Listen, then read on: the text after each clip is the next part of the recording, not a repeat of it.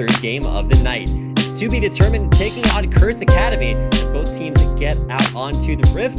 We welcome you to the show. If you're just now joining us, then you missed an incredible pick and ban phase, which caught myself and probably a few other people somewhat off guard, as now it's NY Jackie and Heaven Time, subs from the LOL Pro team, now on Curse's other team, Curse Academy.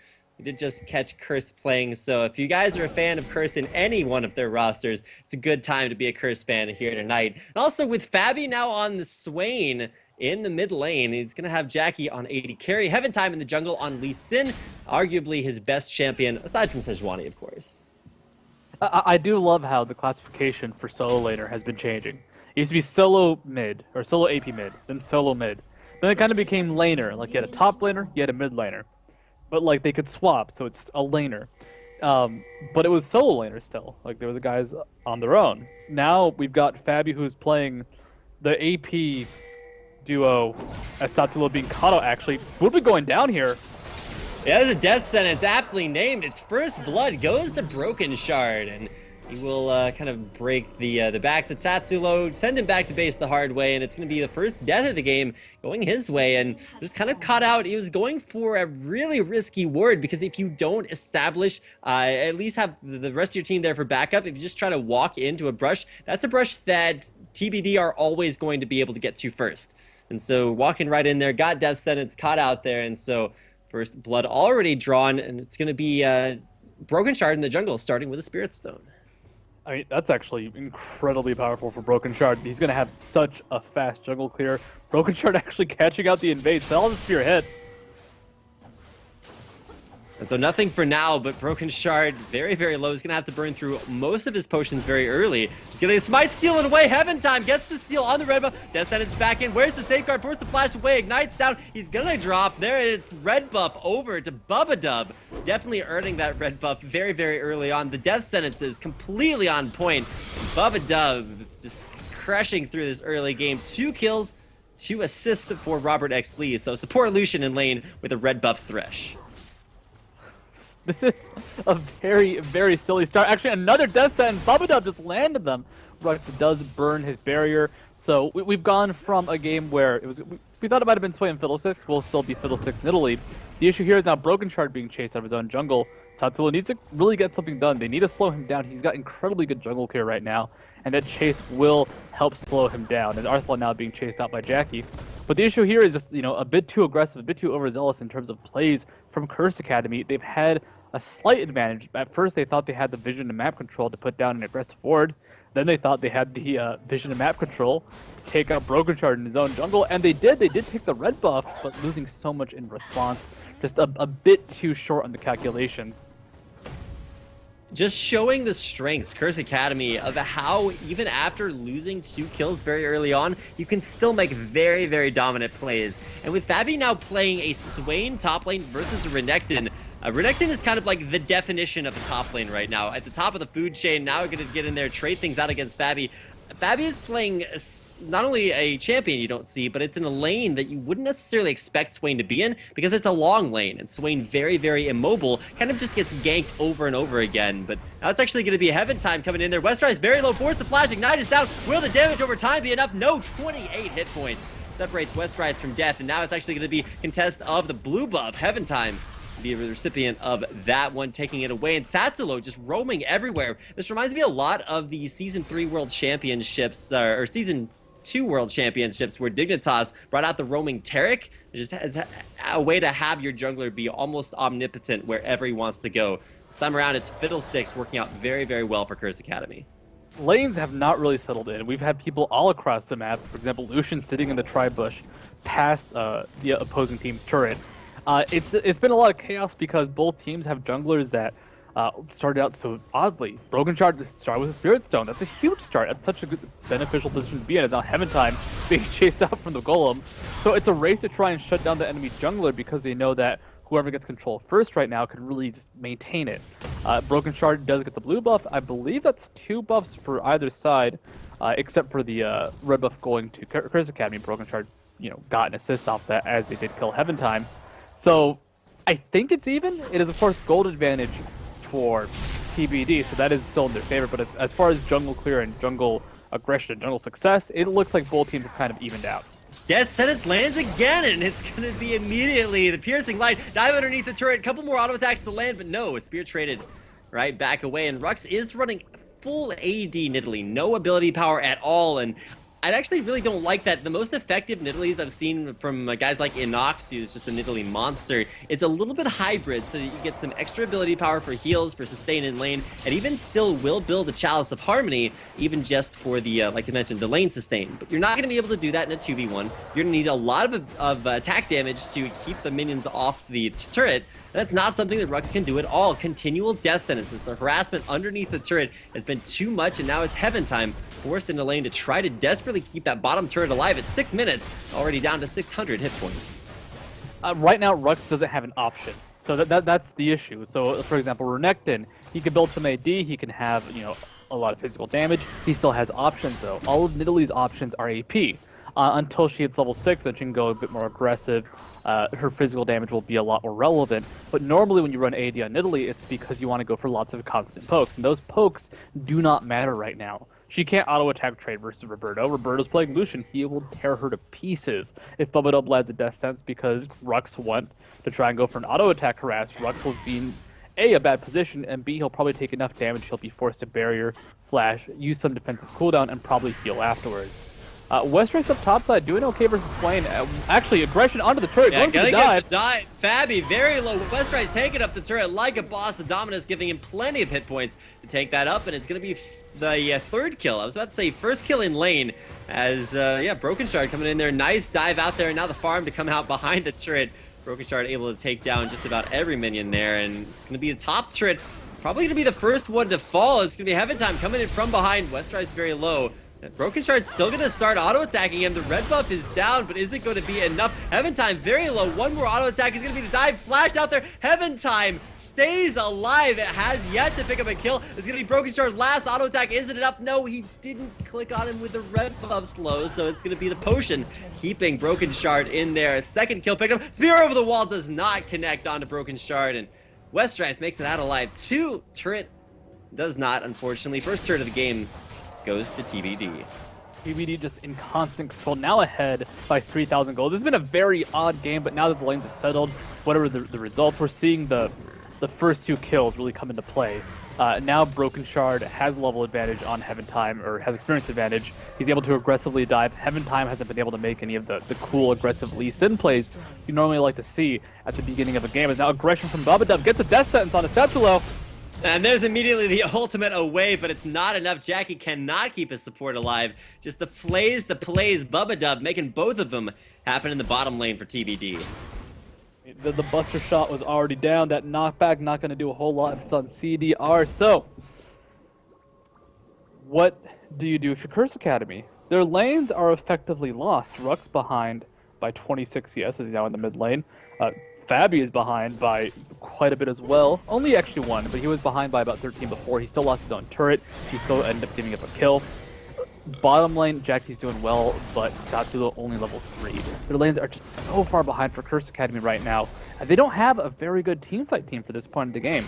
A lot of this is going to come down to just aggressive plays from Heaven Time. His Dragon has been taken. Heaven Time will be spotting that out. Will he be safe though? Explosive cast. Explosive cast. Heaven Time's over the wall before you can say, I'm not sure what you say when you jump over the wall, but Heaven Time getting out of there, stays alive for now. It's going to be the flash down onto Arthalon, but as the push continues there, Rux is going to try to trade back. Arthalon not too afraid of a 0-0-0 Nidalee with 30 CS at 10 minutes. Now that Fabby has hit level 6, you can try and fight back a bit more versus Westrice. You'll see what he did. He puts down the never move when Westrice moves aggressively, because when Renekton uses Ruthless Predator, he just sits there for a second. You can get a lot of attacks off during that exchange. And then he just kind of kites forward. He'll put the Raven down, apply the slow, and then just try and deal as much DPS as he can during that time. Problem is, he's still losing in the exchanges. He's still dependent on mana. And Westrice now has control of golems. He's got control of more parts of the map, and now Rux in a bit of danger. Now Rux getting traded out there by Arthalon, drops into Cougar form. There's plenty of mana onto Arthalon to keep him in that fight, continuing to dish out damage, but it's the blue buff actually given over to Rux, so I like that pickup. That's essentially the Chalice, but without having to spend gold on it, so that will give him the mana regen. So a very smart optimization in that respect, so apologies for questioning that earlier on, but even still, it's an AD Nidalee in lane versus a Gragas, who's one of the highest sustained mid laners around right now, and so I'm actually really liking this choice. The problem is that, especially with the way that the early game went so heavily in favor of TBD, it's going to be up to Fabi, a champion that could use almost an infinite amount of item slots to even fit one item in there. Fabi now trying to chase out Westrise. Does have Heaven Time to back him up. The never move does land. He's in the middle of 2-1 versus 2. Slice away. Westrise trying to get in there, but trying to get away first. It's going to be Tatsulo to drop the fear there, force the flash over the wall. There's going to be Heaven Time following it up, picks it up with a Dragon's Rage. Taking out Westrise for the first kill of the game, going over to Curse Academy. The increased hitbox on Renekton with that dominance up, but unfortunately did pay back for Westrise. He thought he was safe. He juked to the side. It wasn't quite enough, though. Bubba now in some danger, though, as Rux is going aggressive. Oh, but the death sentence will land. Vox is out there. Rux gonna get safeguarded, knocked all the way away, but it's Broken Shard to take him out. Heaven Time trying to get away from there. I'm pretty sure he flashed into the wall, but you know, I could be missing that. We'll make it out alive. The burn damage is not enough. Stays alive, gets back out there. 2 kills now for Curse Academy, but they do lose Rux in the process. Rux going down. It's a 1-for-1. It's an okay exchange if they don't secure the blue buff, which is what they're really trying to do. The issue Fabi has is that top lane versus Westrise. Westrise is A-okay. He's picked up the Spectre's Cal, which is a fantastic item against Swain, because every damage tick from the many dots he has will refresh that Spectre's Cal, and as a result, he gets a lot more sustain. It's only about 15 or so per spell, but that builds up very quickly. The issue is that Rux, he's going to be effective at poking down Gragas, but he can't shut down farming, because that barrel roll just a bit too OP, as now Arthon level 9 should be clearing those ranged minions with 1 explosion. And they just have to keep rotating lanes to try and deal with Arthon to try and shut him down. Jackie, now in the mid lane, he's going to mostly farm play a bit more passively, while Rux can try and go for that split push style of play, we've seen from Nidalee's time and time again. Right now, things have kind of stabilized. There is still that 4,000 gold difference between both of these teams. It's actually more like 6,000 gold when you do look at the way things are stacking up. All right, there is a little bit of discrepancy. So my final estimate is going to be 5,000, just to call it even in between there. But either way, the kills that came out very early on all seem to stack up onto Broken Shard for to be determined. And while Bubba Dub has been incredible at keeping Robert X. Lee very strong in lane, we're starting to see maybe some weak points in TBD's lineup. We're going to see one of them top lane, Westrise, going into a 1v3. He's Renekton, he's got a lot of damage, a lot of area effects as well. Slice, dice, and peels himself out of that team fight. Stays alive for now. Even 3 champions can't take him out just yet. Now Broken Shard, Heaven Time face checks, does not get knocked up there by the Vault Breaker, but it's Assault and Battery, can't quite take him down. Ward jump over the wall, Heaven Time in the right time gets out alive, and now it's Tatsulo forced to run for his life. Arthalon explosive cast is up there, knocks him back in immediately, flashed out, taking Broken Shard underneath the turret, fear down onto Arthalon. Can Tatsulo keep himself alive? There's the safeguard, Dragon's Rage back alive. Tatsulo still in this game. The flash, body slam, Arthalon picks up the kill deep behind enemy lines inside the base, but it's Fabi at long last able to take down Westrise through the dive. Nidalee is gonna get taken out there. Arthalon body slamming over the wall. It's Jackie in a duel with Robert X. Lee. Arthalon with a drive-by barrel just drops the barrels on him, takes him out. 3 kills for Arthalon. Arthalon picking up kills left and right. Rux was actually there waiting to pick up Arthalon, but guess what? The fat man came bearing the gift of explosive wine, as he just blew him up in response. And then Tristana, of course, the same thing, going forward, not expecting the trap that was Lucian. I mean, that was incredibly weird. That's such an odd dive to see at the 14-minute mark, diving past the inhibitor turret to pick up they're picking up in-base kills, but they're so far ahead. Arthalon does so much ridiculous damage, and of course, Gragas has some of the highest both A, sustain, and B, just chase potential out of champions out there. It's not surprising to see. That could have been 4 kills, actually. Heaven Time had a good last-second juke that kept himself from getting hit by an explosive barrel in the base. So Arthalon almost picked up the quadra in base, but luckily, I guess, for Curse Academy, he was able to juke out. Still, though, that's a triple kill for Gragas. Westrise the only person who got caught out at the very end of that. I mean, they were all so far forward. Only Westeros being caught out is actually fantastic for the team. So the question is, what does TBD do now? Honestly, whatever they want. Looking for that dragon pickup. They're so far ahead of First Academy right now. Not in experience necessarily, except for Arthlon, but mostly in gold. And that gold is going to be significant as Arthlon already has that needlessly large rod.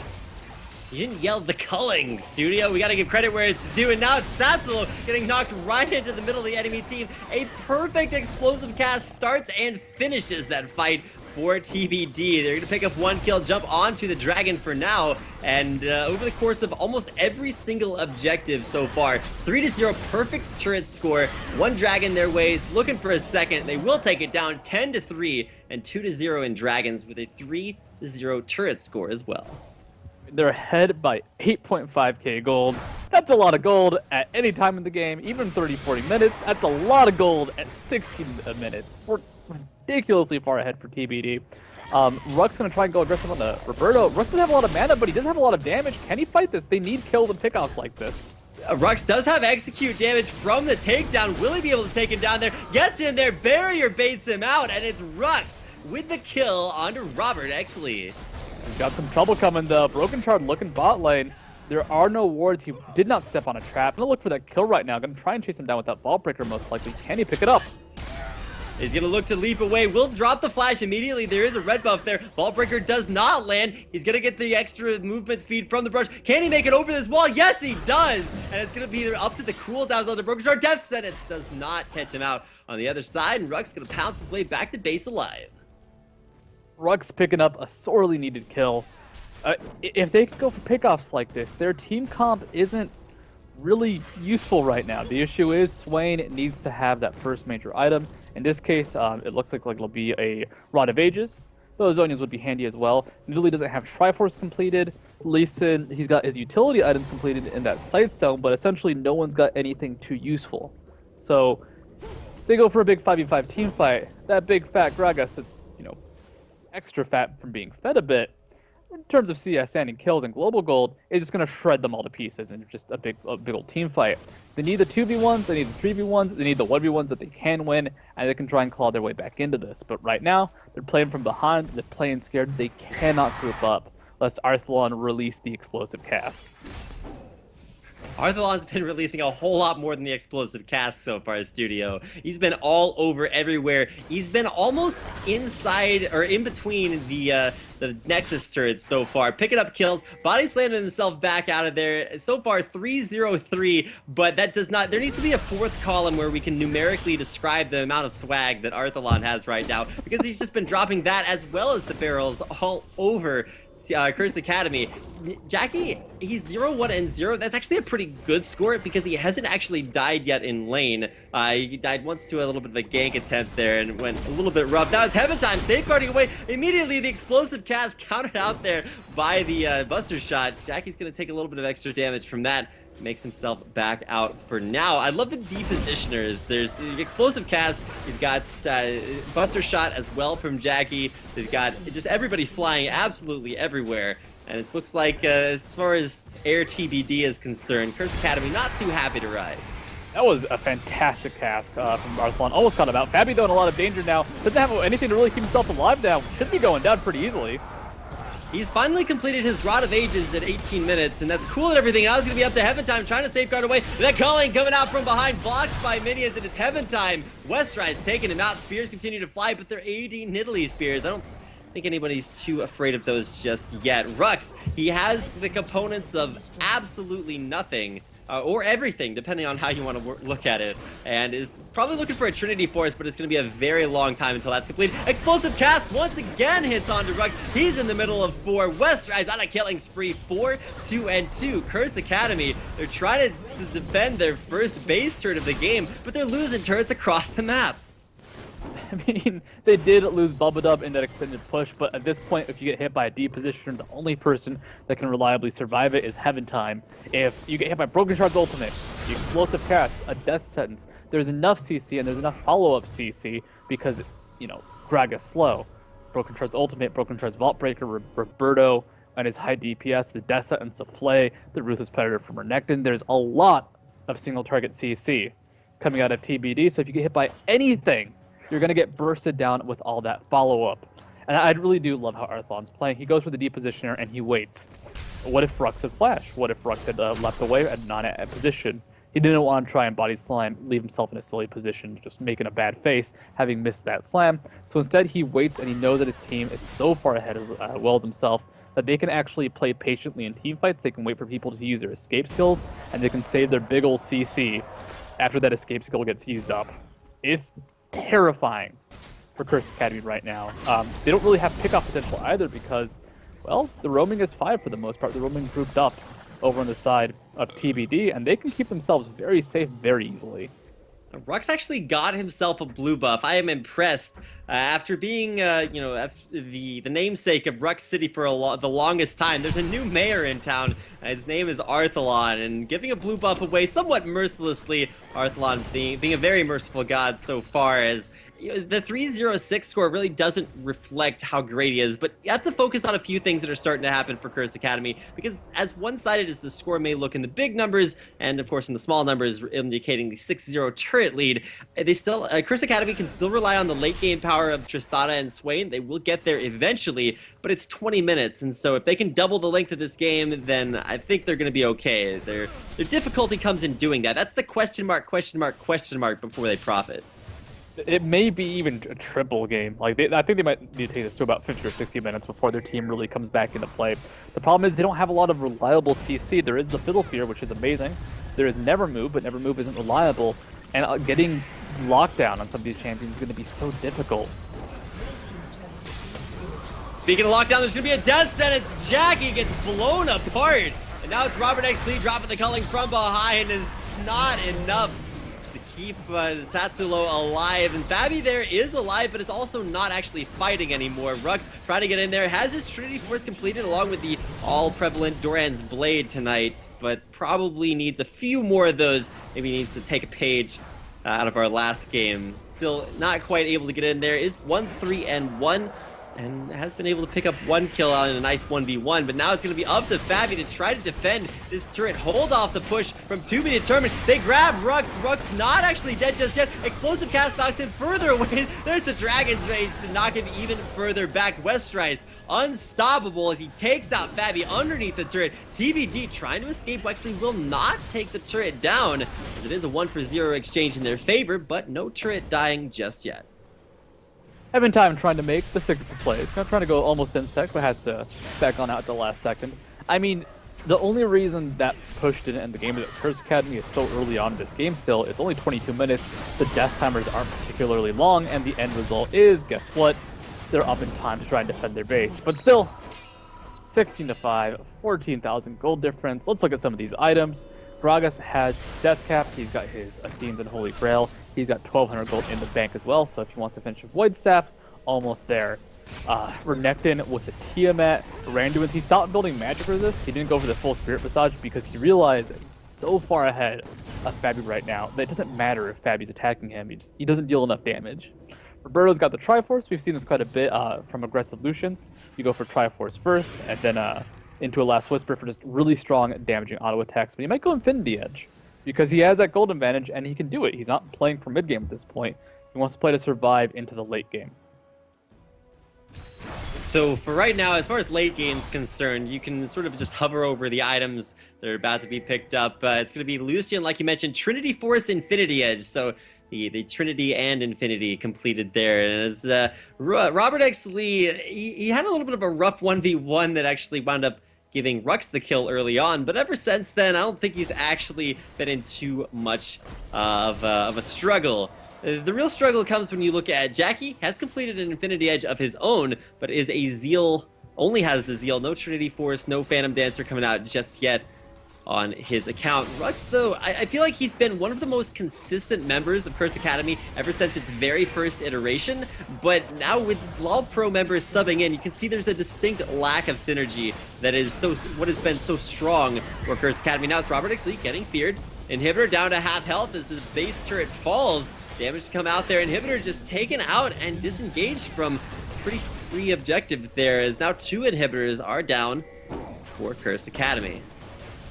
Not a whole lot they can do to defend it. Baron also going to be a major threat now. This is the point of the game. This is the guillotine. It started to fall. Cross Academy now, maybe they can only turn and watch it fall onto their necks because I don't know how they're going to protect this third inhibitor turret. All cooldowns currently available from TBD, and as far as stopping their fight, nothing's really hindering them. They do have to send Jackie to defend against the super minions pushing the Nexus turret, so expect, as Arzalon blows ultimate, expect a solid push. There's going to be a nice two-man snare from Nether move, but half health from one barrel in the explosive cask, almost killing Satsulo. He has a Sightstone right now. He has 4 more wards from it, but he buys an Oracle. He's bought Oracles instead of building himself any additional defensive stats, and that just means he's kind of, I don't know, when Gragas gets ready to roll out the barrel, it doesn't matter if he's using that Oktoberfest skin or not. Look at the flash initiate there. Arthalon on a rampage. Rux City is in need of new government because Rux just disappeared. It's now Satsulo just fresh back from the fountain. The culling fired in the an alternate direction, let's put it that way, by Robert X. Lee. But you know what? Sometimes it's not about killing people with the culling, it's about sending a message. Now Arthalon over the wall, gets Dragon's Rage kicked over right as Broken Shard takes it back over to the other side. Arthalon unstoppable, 5-0 and 7. The shutdown comes from NY Jackie, but it's a double kill there for Arthalon. Going deep, diving under the sea. It's a triple as he takes out the untimely demise of our Lord Fabi. The gates are looking a little bit open in the studio as Curse Academy cannot defend their base. Nexus turrets falling, and it's to be determined who will at 26 minutes with a score of 21-6 and 11-0 in turrets. 21-8. Arthalon. 21-8. All right, never call it too early. Unfortunate demise of Arthalon, but the victory goes over to TBD.